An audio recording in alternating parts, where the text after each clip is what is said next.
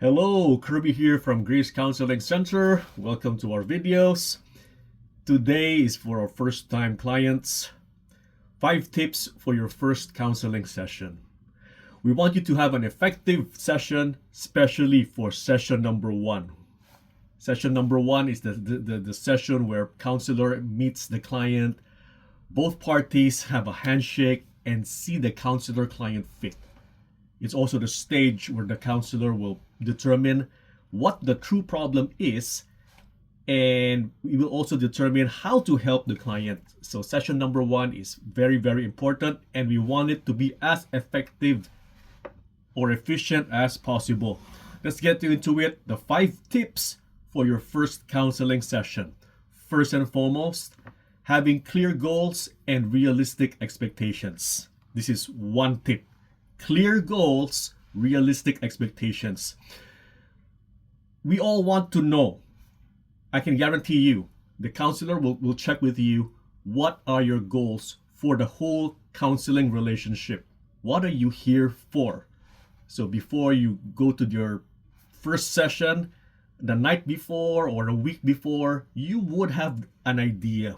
All we want is a general idea of what you think counseling can do for you, or what you want to get from counseling. We have certain goals. I can give you some tips for this one. Normally, what is counseling for? We have the common goals would be symptom elimination. If you're going for a clinical case, I'm depressed, I don't want to be depressed. I am anxious, I don't want to be anxious. We have assessment and awareness. If you simply want to know yourself better, you want to process some experience or some trauma back in the past, you had a lousy breakup, you had relationship issues, and you simply want a third party professional, which is confidential and it's theoretically sound. You want a professional opinion on what actually happened, what was this person thinking of. That would fall under assessment and self-awareness. Or why am I always having trouble with my colleagues in the workplace? I travel from one workplace to the other and I still encounter the same problems. Then the problem is probably something inside you. We need more awareness. You have cases for decision making, so to divorce or not to divorce, for to break up or not to break up, to quit my job or not to quit my job. That is the question. So we have here decision making, symptom elimination. We have basic sessions for simply venting out. Some people just want to express and be heard. They want to be understood, they want to be empathized, and I understand this. Many sessions on this one. So have a good look at the possible goals and convey this to your counselor. Now, I don't want you to worry about this fully because your counselor will take this journey with you. The goal setting is to be done with your counselor. The tip here is just to ask you, at least come up with your preliminary search, your preliminary decisions on a general direction on what you think counseling can do for you. The counselor would want to know this. It's going to be very, very helpful for the counselor and for the session. Have a good reflection. A week before, some people have decided a year before counseling, they want this. And it takes them a year to shop for a counselor and to finally decide and call that center up. Tip number 2 is an attitudinal tip. Keeping the attitude of slow pace and being open. Slow pace and being open. This is the hallmark of counseling. I tell people that counseling is more or less like a coffee session. You're like going to a coffee shop and speaking to a friend who is both a professional, therefore a friend who can keep secrets, and at the same time, a friend who will not judge you.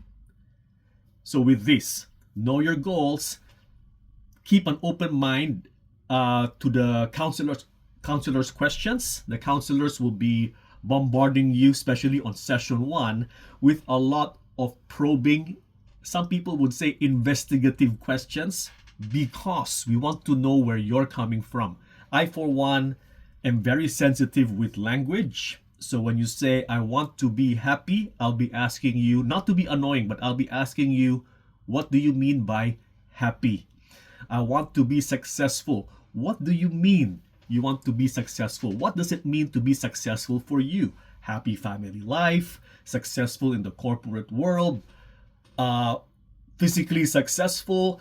So we just want to know, when the counselor seems to be throwing you all these probing, annoying questions, keep an open mind to it. Keep an open mind. They are not challenging you. We're not here to judge you.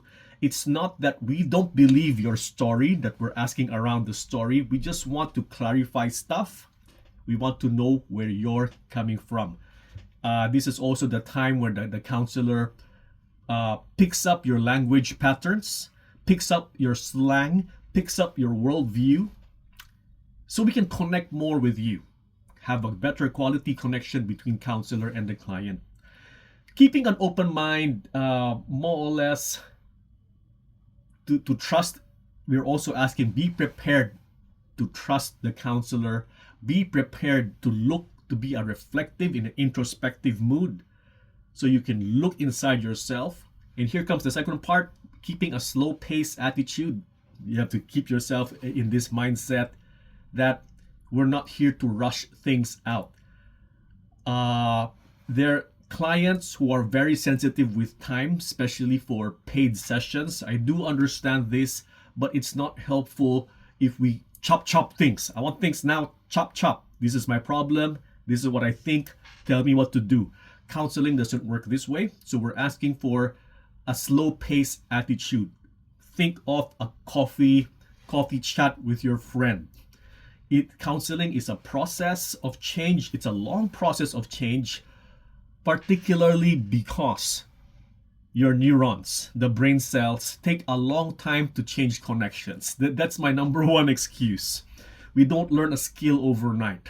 We need training. We need processing, mental processing, by the way. We need deliberate practice. Then change will occur. Same goes for counseling. Keep a slow pace. The counselor will ask you questions. If you need time to think about it, if you need time to process and come up with your answer, please let your counselors know. So we're not here to force an answer out of you, especially for questions about your childhood, questions about your feelings about your parents. Take your time, slowly answer the question. So slow pace, keep a slow pace, open attitude. One of the tips, we're still in number 2, one of the tips that I will have for this one is, especially for marriage counseling, when you want to bring up certain emotions or certain facts. For you, my fact here is that my wife, for example, my wife doesn't love me. This is a very, very general statement. What your counselor will do is ask for an example. Do you have an example for this? I'm telling you, my boss is bullying me. We call this memory. We want to extract a memory so we get the narrative of what you mean. So let's start with, my wife doesn't love me. What do you mean by this? Can you give me an example? Now here comes the openness. We're not here to judge you. And here comes the slow pace. Pause for a while. What did you mean by your statement? What examples can you give? So let's go to the second one. My boss is not fair. Your counselor will ask you, can you give me an example? What did your boss do? Again, it's not that we don't believe you. It's more of, what do you mean by your boss is not fair to you? So be prepared to, you can bring your notebooks. Please take note. You can bring your memory materials. Some of our clients have their phones. They will check their notes there. Let's do this slowly. Let's do this properly. So this is tip number 2, to keep the attitude of slow pace and an open mind. Tip number 3, this one is under fitness. 2 types of fitness: when you're physiologically fit for a counseling session, and the other one is your schedule. I call it schedule fit. Is the client schedule fit? Okay, first is the physiologically fit. What do you mean by physiologically fit?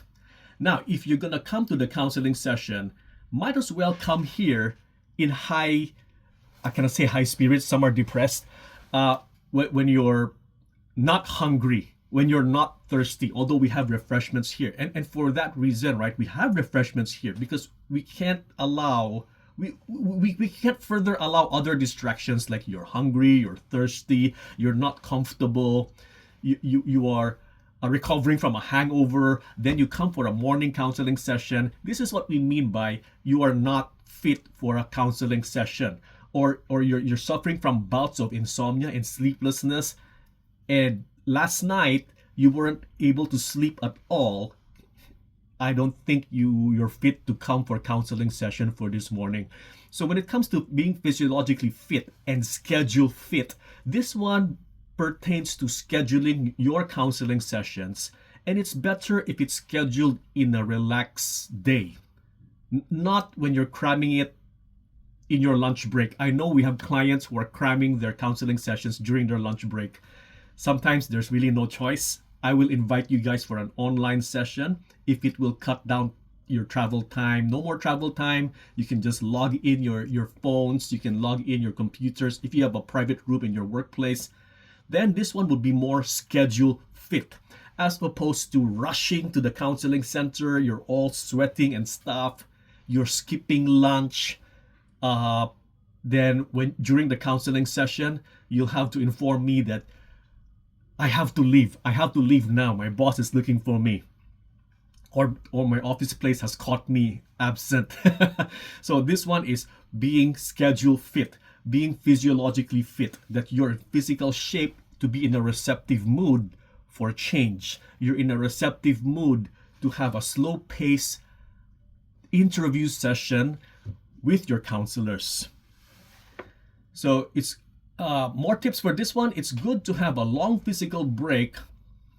Let's talk about before and after a session. So people have been asking me this: when do we come in the counseling session? So this one comes in the slow pace. So if your counseling is scheduled at 10 a.m. So say for example, 10 a.m. in the morning, which is a very, very good time, because make sure you have a relaxed travel time, and the most perfect timing to come in is 10 minutes before a session.